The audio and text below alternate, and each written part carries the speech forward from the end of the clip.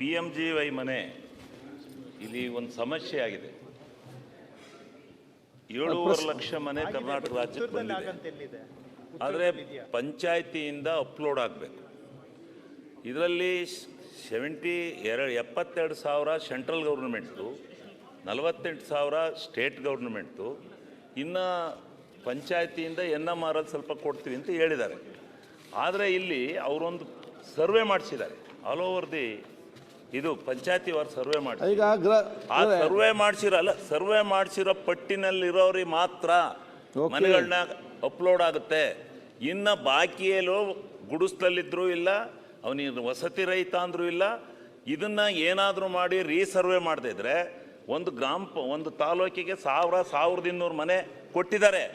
ಆದರೆ ಅಪ್ಲೋಡ್ ಆಗ್ತಾ ಇಲ್ಲ, ಆ ಮನೆ ಸರಿಯಾದ ಫಲಾನುಭವಿ ಸಿಗ್ತಾ ಇಲ್ಲ.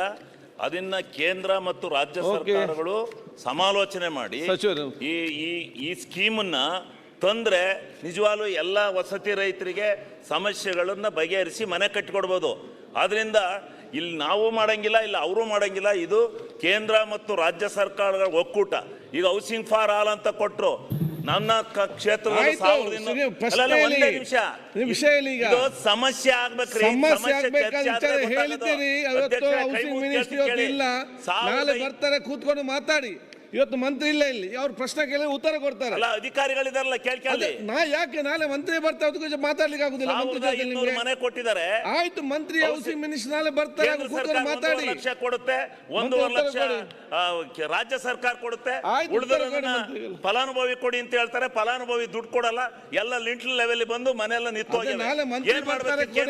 ಸಮಸ್ಯೆ ಕಂಡುಹಿಡಿತೀರೋ ಇಲ್ವೋ? ಏನಾರು ಮಾಡಿ ಕಂಡಿಡಿರಿ. ಕೇಂದ್ರ ರಾಜ್ಯ ಎರಡರ ಮಧ್ಯದಲ್ಲಿ ಒಂದು ಸಾಮರಸ್ಯ ಏರ್ಪಾಡು ಮಾಡಿ. ಸುಮ್ಮನೆ ಕೂತ್ಕೊಂಡು ಇಲ್ಲಿ ಸಂಧಿ MLA ಗಳು ಎಲ್ಲರ ಕೈಲೂ ಬಯಸ್ಕೊಂಡು ಮಂತ್ರಿ ಬರ್ತಾರೆ, ಮಾತಾಡಿ ಕೂತ್ಕೊಂಡು.